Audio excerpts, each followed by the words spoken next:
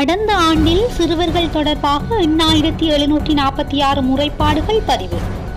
பொருளாதார நெருக்கடியை சரி செய்ய அவதானத்துடன் செயற்பட வேண்டும், ஜனாதிபதி தெரிவிப்பு. அமைச்சருக்கும் பிரதமருக்கும் இடையிலான சந்திப்பு. விமான சேவை மீண்டும் ஆரம்பம். கடந்த ஆண்டில் சிறுவர்கள் தொடர்பாக 8746 முறைப்பாடுகள் பதிவு. 2024ஆம் ஆண்டில் சிறுவர்கள் தொடர்பாக 8746 முறைப்பாடுகள் கிடைக்கப்பெற்றுள்ளதாக தேசிய சிறுவர் பாதுகாப்பு அதிகார சபை தெரிவித்துள்ளது. அவற்றில் 580 முறைப்பாடுகள் பாலியல் துஷ்பிரயோக சம்பவங்கள் தொடர்பானவை எனவும் 321 முறைப்பாடுகள் சிறுவர் மீதான கடுமையான பாலியல் துஷ்பிரயோகம் தொடர்பானவை எனவும் அந்த அதிகார சபை தெரிவித்துள்ளது. அவற்றில் சிறுவர்களின் பாதுகாப்பு பிரச்சினைகள் தொடர்பாக 2746 முறைப்பாடுகளும், சிறுவர்களுக்கு எதிரான பாலியல் துன்புறுத்தல் தொடர்பில் 1950 முறைப்பாடுகளும் கிடைத்துள்ளதாக தெரிவிக்கப்படுகிறது.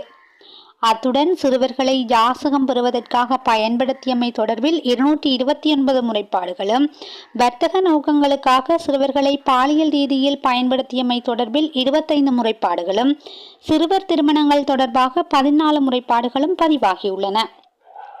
துஷ்பிரயோகத்தால் பாதிக்கப்பட்டவர்களுக்கு சட்ட ஆதரவை வழங்கும் முயற்சியில் இலவச சட்ட சேவைகளை வழங்குவதற்கு தகுதி வாய்ந்த சட்டத்தரணிகள் குழுவை நிறுவும் பணியில் ஈடுபட்டுள்ளதாக தேசிய சிறுவர் பாதுகாப்பு அதிகார சபை தெரிவித்துள்ளது.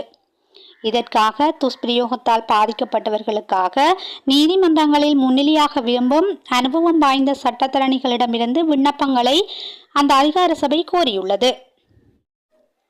பொருளாதார நெருக்கடியை சரி செய்ய அவதானத்துடன் செயற்பட வேண்டும் என ஜனாதிபதி தெரிவித்துள்ளார். நாட்டின் எதிர்காலத்தை பாதுகாப்பதற்கும் மக்களின் வாழ்க்கை தரத்தை மேம்படுத்துவதற்கும் தேவையான அனைத்து தீர்மானங்களையும் அரசாங்கம் மேற்கொள்ளும் என ஜனாதிபதி அனுரகுமார திசாநாயக்க தெரிவித்துள்ளார். சர்வதேச சுங்க தினத்தை முன்னிட்டு நேற்று பிற்பகல் சுங்க திணைக்கள கேட்போர் கூடத்தில் இடம்பெற்ற நிகழ்வில் கருத்துரைக்கும் போதே அவர் இதனை குறிப்பிட்டுள்ளார்.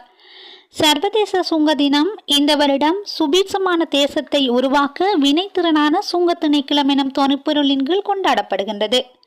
இந்த நிலையிலேயே சுங்கத்துக்கு கடந்த ஆண்டு வழங்கப்பட்ட பொறுப்புகள் நிறைவேற்றப்பட்டுள்ளதாக தெரிவித்த ஜனாதிபதி பொருளாதாரத்தை சீராக்குவதற்கு சுங்கம் மேற்கொண்ட முன்னெடுப்புகளுக்கும் பாராட்டு தெரிவித்துள்ளார்.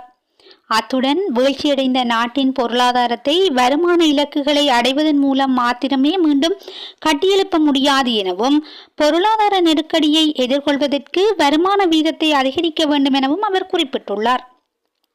நாட்டின் பொருளாதார கட்டமைப்பு பாதிக்கப்பட்டுள்ள நிலையில் பொருளாதார நெருக்கடியை சீர் செய்வதற்கு அவதானத்துடன் செயற்பட வேண்டும் எனவும் ஜனாதிபதி தெரிவித்துள்ளார். பிரித்தானிய அமைச்சருடன் பிரதமர் சந்திப்பு. பிரித்தானியாவின் இந்தோ பசிபிக் பிராந்தியத்துக்கான வெளியுறவு, பொதுநலவாயு மற்றும் மேம்பாட்டு அலுவலக அமைச்சர் கெத்தரின் வெஸ்ட் பிரதமர் ஹரணி அமரசூரியவை சந்தித்து கலந்துரையாடியுள்ளார். பிரதமர் அலுவலகத்தில் இந்த சந்திப்பு இடம்பெற்றுள்ளதாக பிரதமரின் ஊடகப் பிரிவு தெரிவித்துள்ளது. இந்த சந்திப்பின் போது வறுமை ஒழிப்பு, பிராந்திய அபிவிருத்தி மற்றும் பொருளாதார சமத்துவம் உள்ளிட்ட விடயங்கள் குறித்து கலந்துரையாடப்பட்டது. இலங்கையில் டிஜிட்டல் முயற்சிகள் மற்றும் கிளீன் ஸ்ரீலங்கா திட்டம் குறித்தும் இதன்போது கலந்துரையாடப்பட்டுள்ளதுடன் தேசிய முன்னேற்றத்தை முன்னெடுப்பதில் உள்ள சமூக பொறுப்பு உள்ளிட்ட விடயங்கள் குறித்தும் பிரதமர் ஹரணி அமரசூரிய எடுத்துரைத்துள்ளதாக தெரிவிக்கப்பட்டுள்ளது. ஒரு வருடத்திற்கு ஒரு வாகனத்தை மட்டுமே இறக்குமதி செய்ய முடியும். வெளியான வர்த்தகமானி.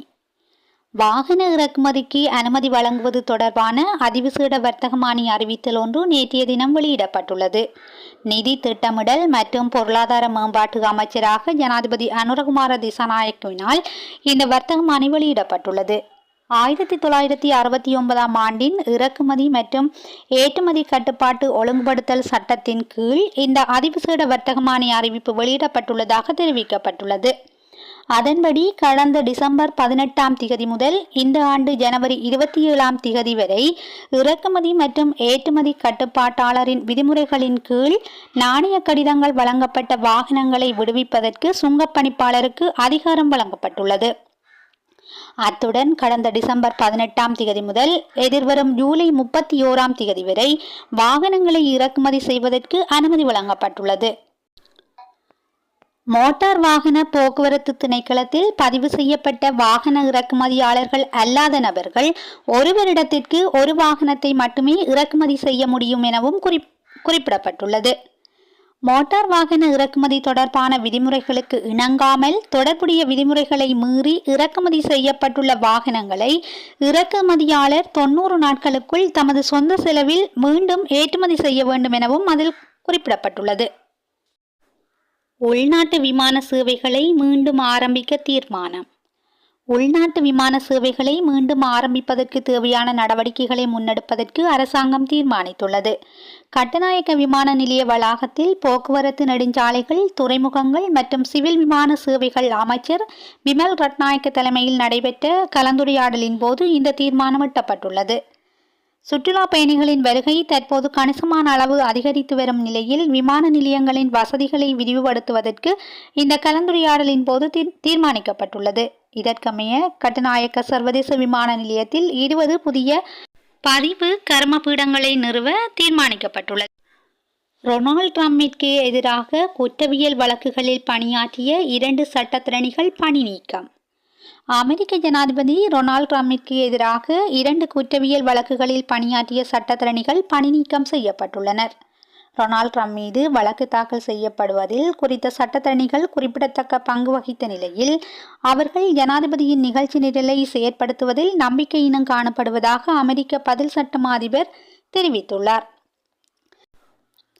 பதில் சட்டமா அதிபரின் தீர்மானத்தை அடுத்து குறித்த சட்டத்திறனிகள் பணி நீக்கம் செய்யப்பட்டுள்ளனர். ரகசிய ஆவணங்களை தவறாக கையாண்டமை மற்றும் 2020ஆம் ஆண்டு தேர்தல் தோல்வியை மாற்றுவதற்கு முயற்சித்தமை ஆகிய 2 குற்றச்சாட்டுகள் முன்வைக்கப்பட்டு ரொனால்ட் ட்ரம்ப் மீது வழக்கு தொடரப்பட்டது. இந்த 2 குற்றவியல் வழக்குகளில் பணியாற்றிய சட்டத்திறனிகளே உடன் அமலாகும் வரையில் பணி நீக்கம் செய்யப்பட்டுள்ளதாக தெரிவிக்கப்படுகின்றது.